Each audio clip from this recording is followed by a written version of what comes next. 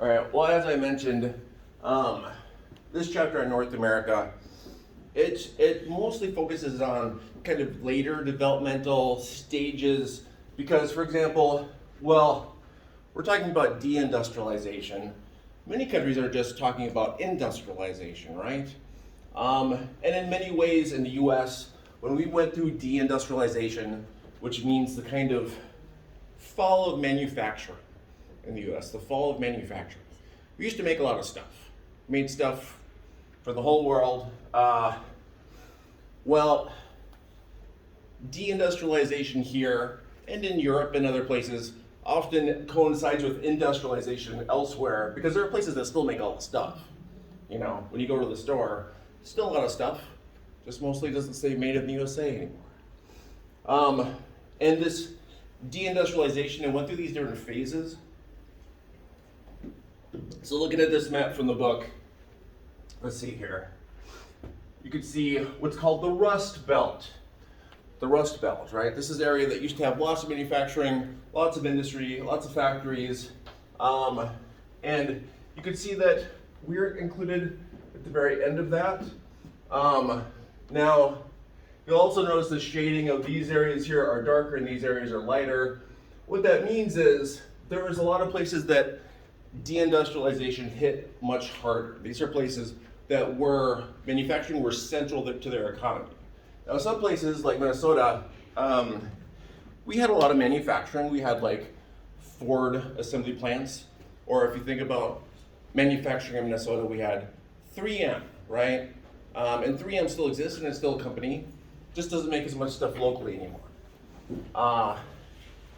If places had more of a diverse economy, not just manufacturing, they're able to kind of weather the storms of deindustrialization. But a lot of places, the classic case usually being Detroit that people talk about.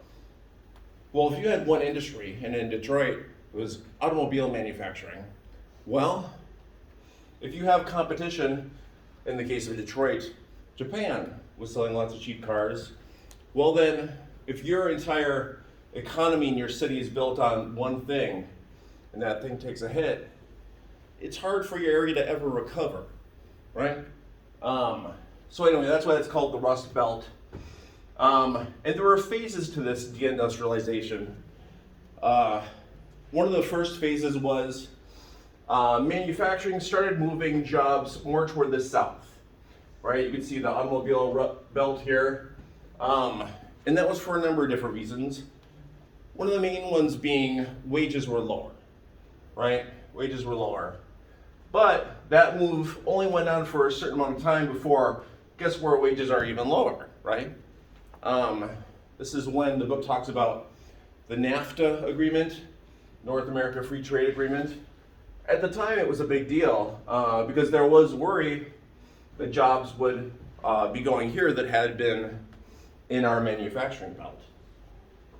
But it was actually only a short amount of time after this that actually these jobs all went international, right? And now manufacturing is largely done for things that we consume in other areas of the world.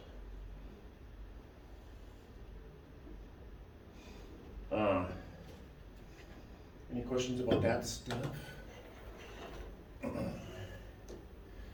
right, deindustrialization. Like I said, it was taking us through different phases of growth and urbanization and urban growth.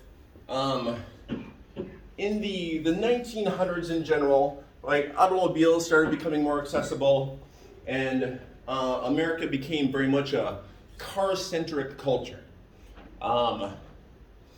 Car-centric as in things like, a mobile home park or trailer park, right? These things are kind of like not unusual these days, but they were unusual when they first came about.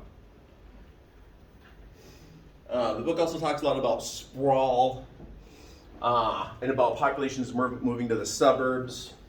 And this again was a staged thing that happened in different phases. And so before there was big suburbanization, a lot of people actually would go to country clubs that at the time were out seemingly a long way from the city, because they would have trees and ponds and yards and things like that. But these country clubs are how kind of the norm of the suburban life and the suburban surrounding became widely popularized, right? So country clubs, which all still mostly exist in these different places. Again, these are all Minnesota examples. This is not a Minnesota example, but shortly after kind of suburbanization took off, a lot of suburbs became mass planned, and these huge developments. And these were different in then that they were somewhat affordable by the new growing middle classes. Again, this is kind of like, when we're talking about development stages and phases, this is the phase that a lot of countries, other countries around the world are in right now, where they're building out, where growing middle class, people are often able to afford larger houses. Depends on the country, of course. We've gone through most of the countries in the world. So prefabricated houses, right? It would be put together pretty cheaply, relatively affordable, right? Mass planned. And a lot of these early suburbs were exclusive, racially exclusive. They would have what were called covenants, and this includes some in the Twin Cities, that would have all kinds of different rules. Sometimes it would have religious segregations, different types of these things. And eventually through time, through lawsuits, it was found that none of these things could actually legally hold up. But it took decades of legal wrangling to make that happen.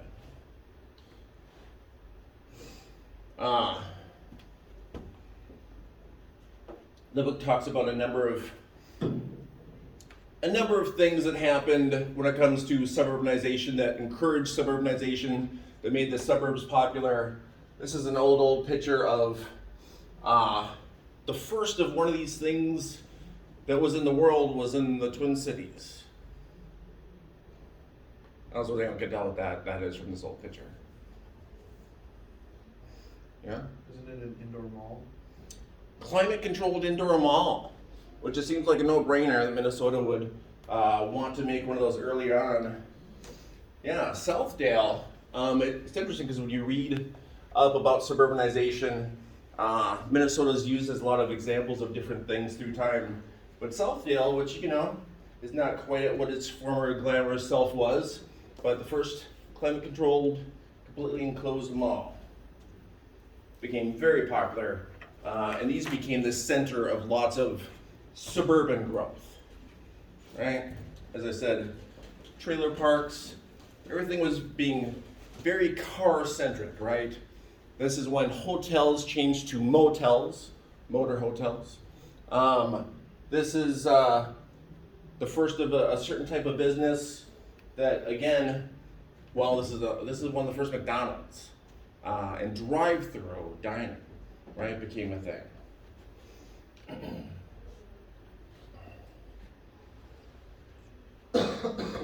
This chapter talks a lot about immigration and waves of migration throughout the country. One of the big ones is called the Great Migration. The Great Migration was populations, mostly African American, moving out of the South. And as you can see, it was kind of a linear path.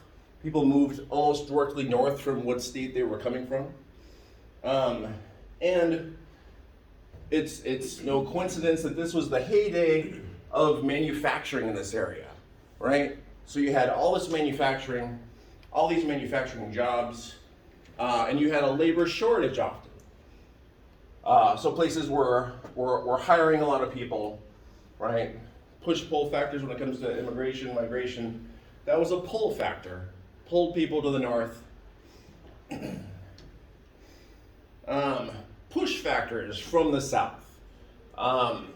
Well, there was lots of stuff that is probably in your common knowledge.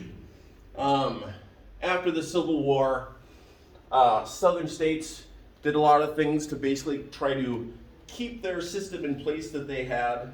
System in place being free labor on plantations, right? So they did a lot of things like they would have these vagrancy laws. Well, they would have laws that would make it so that they could figure out ways to arrest people, usually African Americans, and then once they were in the prison system, well, they could be hired out at near zero wages to work in those same plantations that had been freed from, right?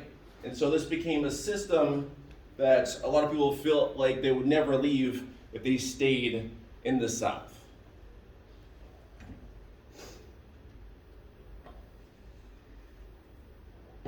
And I don't know, many of you probably studied segregation in other classes. Segregation, remember, it was legal. And in the South, they had lots of what we would call like the infrastructure of segregation.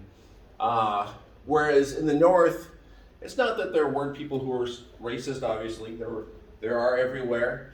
But there weren't as many laws or systems in place when people moved to the North.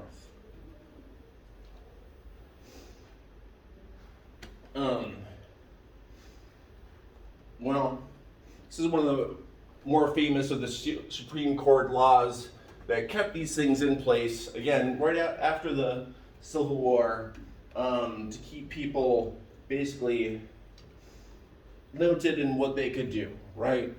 And it wasn't until many years later, again, through the courts, that a lot of the freedoms were brought back. Again, another famous case, Brown versus Board of Education. This was one of the main turning points in the U.S. when it came to legal segregation, and then the U.S. moved toward laws that were desegregation.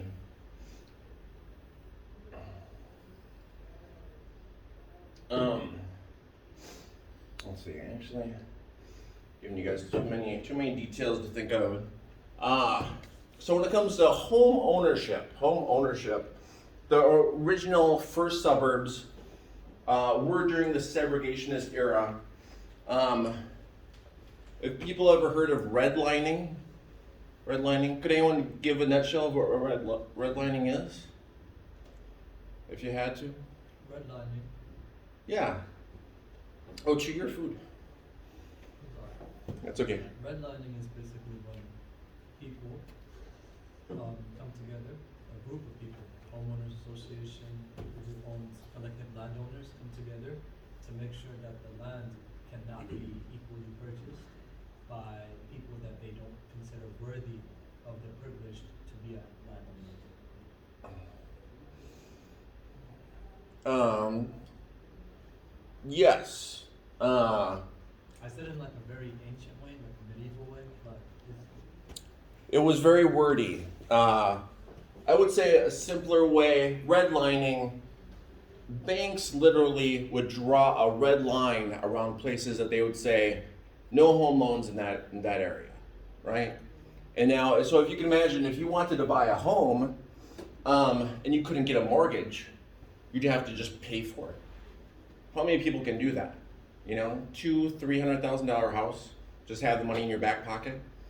That is what many of the first African Americans who bought their own homes, that's what they had to do. They had to pay cash for it, could not get a home mortgage. But then when you pay for a home, you have a home, and you want to sell it, if the person buying it also can't get a mortgage, then how are you going to be able to sell your place, right? So there are these laws that were in place in the North that were, again, they're different than these other kind of things that were in place in the South, but they still restricted where people lived and restricted, often home ownership is the main source of wealth for a lot of people for their later years, right? If you can't build that up.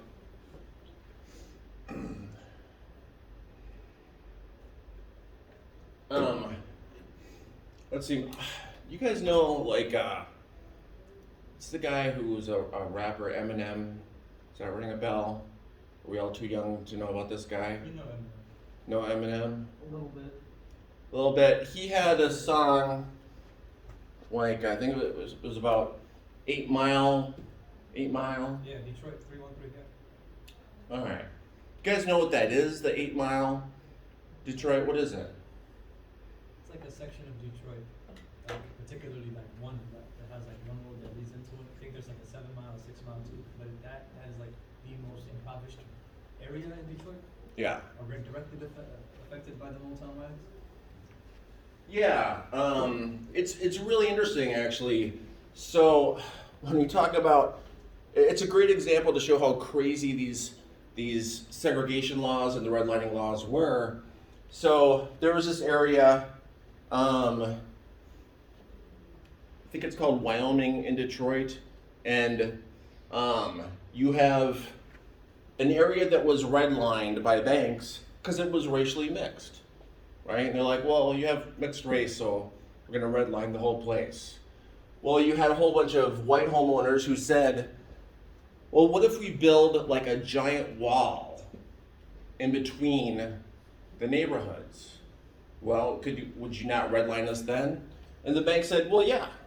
And so they built a giant wall in between the neighborhoods, and that wall is still mostly there today. Although after segregation, after desegregation happened, and people started to be able to move where they wanted to move, that whole dynamic changed, and now the whole area is mixed, and the wall is full of murals and things. But the wall still exists, and it's a great example of how crazy the system was for a long time. Basically like the Berlin Wall. Yeah, yeah. And like I said, it's still there. Well, it's not all still there. There have been walking paths that have been put through. Because there's nice wooded areas, apparently. All right. So the book talks about the Great Migration, so I looked up some different pictures of the Great Migration. And again, it was just a lot of people moving north. And as I said, a part of that move was how mobile everybody was because of cars. People could drive, right? People didn't have to walk everywhere. And so, because people could move and pack up, they did.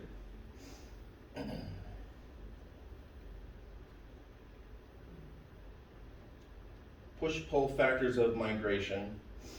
The other thing that was different in the North was black-owned businesses.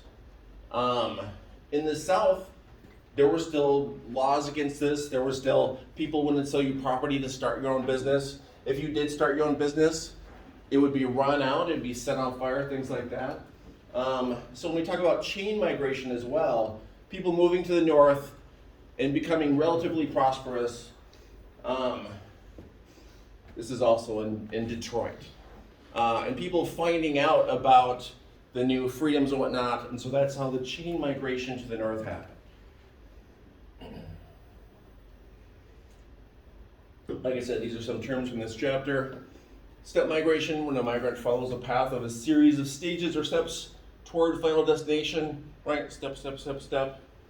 Chain migration, when a migrant communicates to family and friends at home, encouraging further migration along the same paths, along kinship links, right? Chain migration, very common form of migration. And again, the push-pull factors. This is a 1949 elementary school in Detroit, right? Versus in Arkansas in the South. There was hardly any funds put toward education for African Americans in the South. The other thing that was different in the North was government jobs. Government jobs. When there was efforts to desegregate. Well,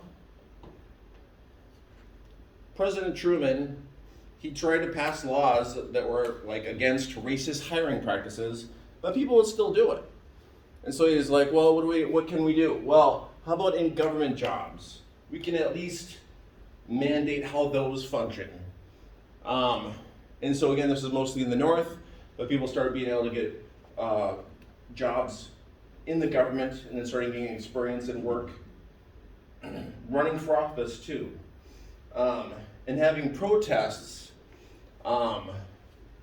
these things were newish things. These were kind of new freedoms that were happening. All right. So let's see, again, some terms from this chapter. A lot of different models of how cities develop. And again, these are interesting because there's lots of places around the world that want to kind of copy a lot of the things that the US did. And there's a lot of kind of, well, they should learn from mistakes that were made, right? Shouldn't just copy, just like when we were looking at development and we were saying, well, you can't just copy what Great Britain did. It's a very different context. So let's see. So central business district, this is what old cities mostly had in their centers.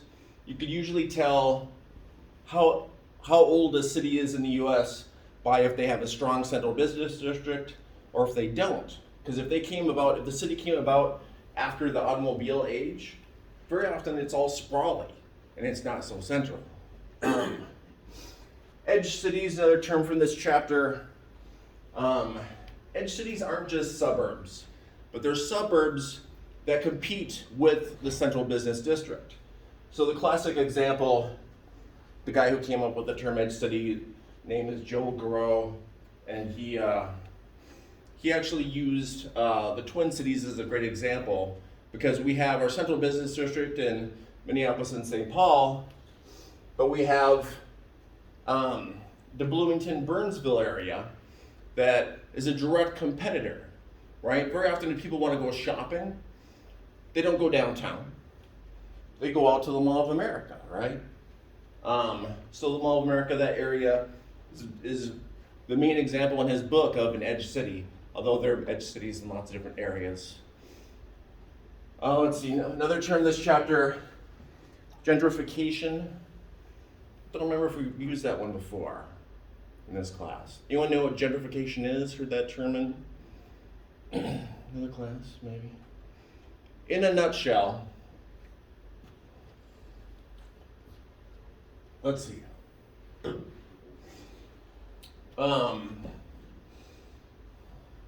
If you have people of higher incomes move into an area,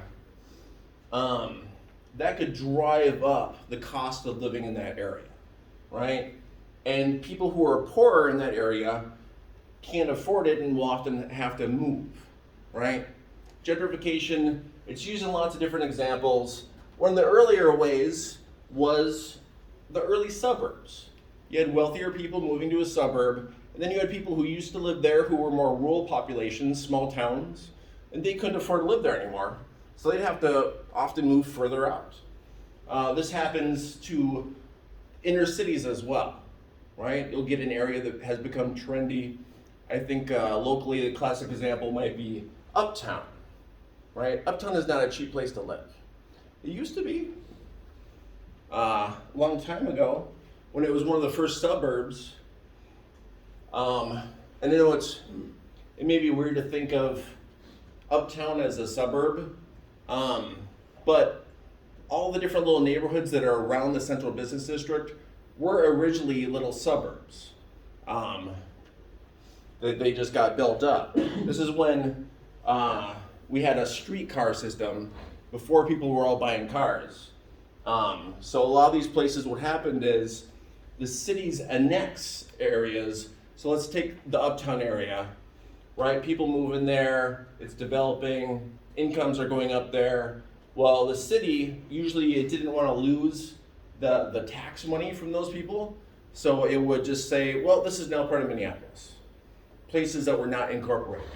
It wasn't until later that suburbs started gaining a certain amount of political power that central areas would be like, oh, we want to annex this area, and the suburb would say, no, we're going to be our own suburb with our own little mayor and city council and stuff.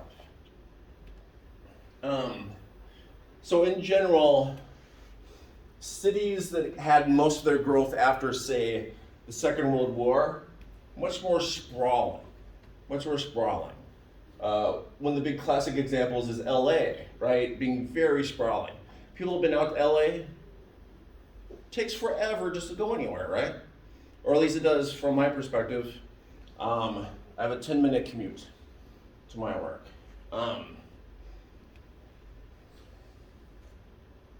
LA is very sprawling for a number of different reasons. One of them being that it came about after cars were popular, so people could just drive everywhere. So it was designed to be very car-centric. But also, the jobs and resources in that area were much more just kind of mixed places, not very central. All right, edge cities, gentrification, sprawl. The book has these different zones of development, and again, it really depends on how old the city is. You have this kind of classic design that happened through time in these kind of slower stages, but these days you have lots of cities that are almost prefabricated, that are designed before people have even moved in there. And when you design it before people even move there, you can have all kinds of specifics. But the commonality with later ones is very car-centric, right?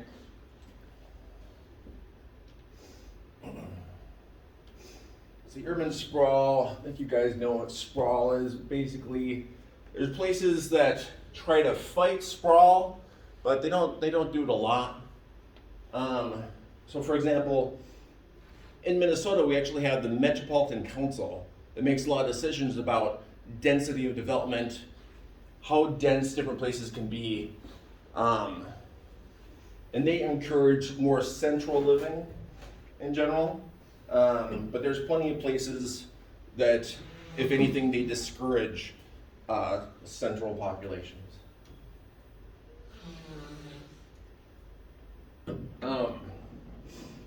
This is another picture from the book showing how modern day highways have been put in a way that you could completely skip the central business district, right? And when highways did that, and locally you could think of 694, 494, 394, these all go around the central cities. And so because they do, well, they took away a lot of the flow, they took away a lot of people going to these areas. And so this is one of the reasons why in the 70s, 80s, and 90s, we have a lot of decline in the central cities. A lot of decline. Resources being taken out, people not shopping there. Well, if people aren't shopping there and there's not resources, then people don't want to live there. They move out to the suburbs, right?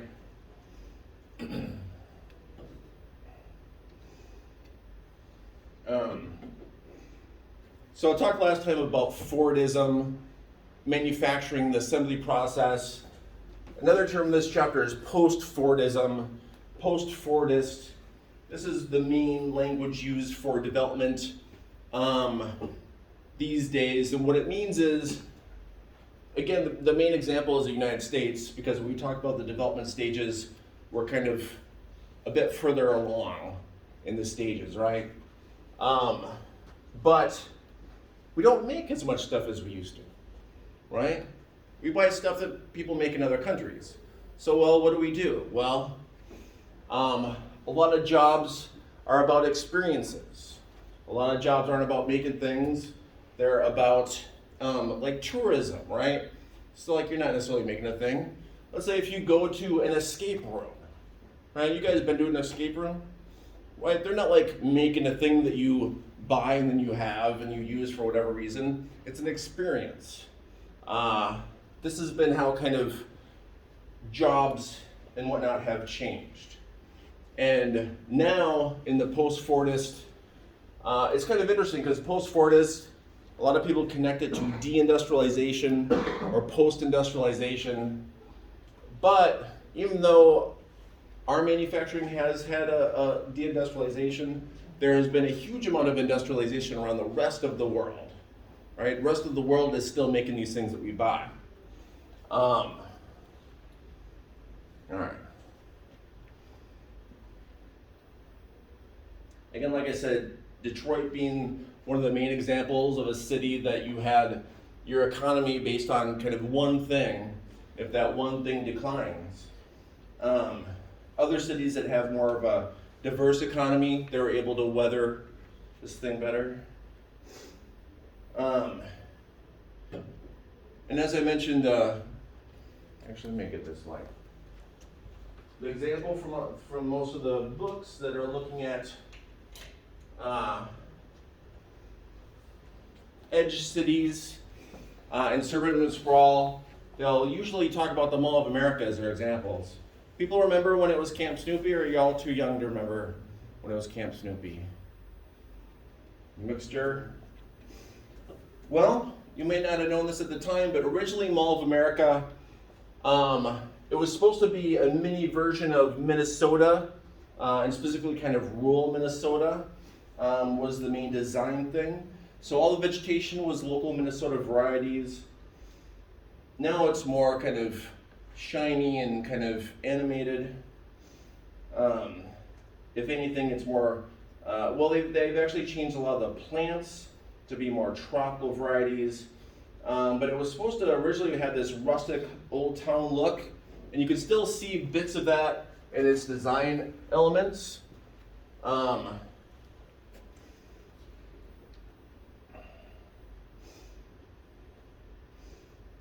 People ever see this sign or this chair if they go to the Mall of America? It's kind of funny because for many years they just had a chair up there, but they had nothing saying what it was, which kind of defeated the purpose. The reason there's a chair in there is because,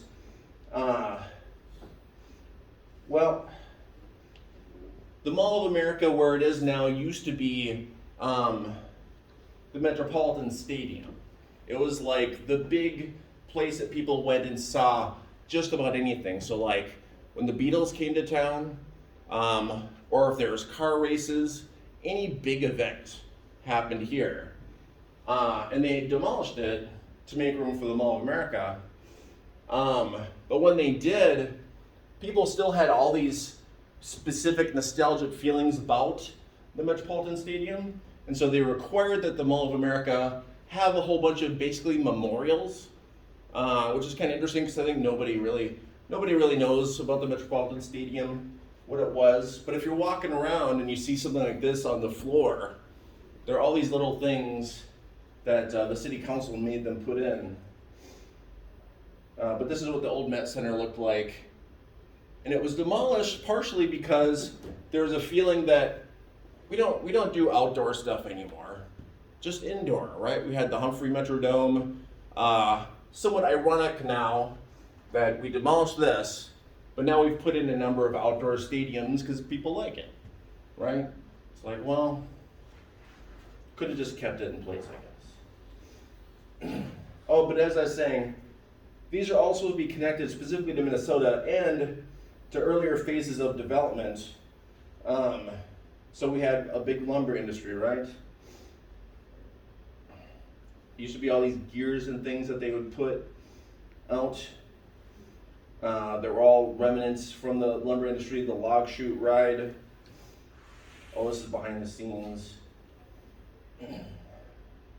All right, well, we're getting a little bit low on time, so I think I'm gonna switch gears and have y'all work on some questions. And this time I'm gonna have you draw cards.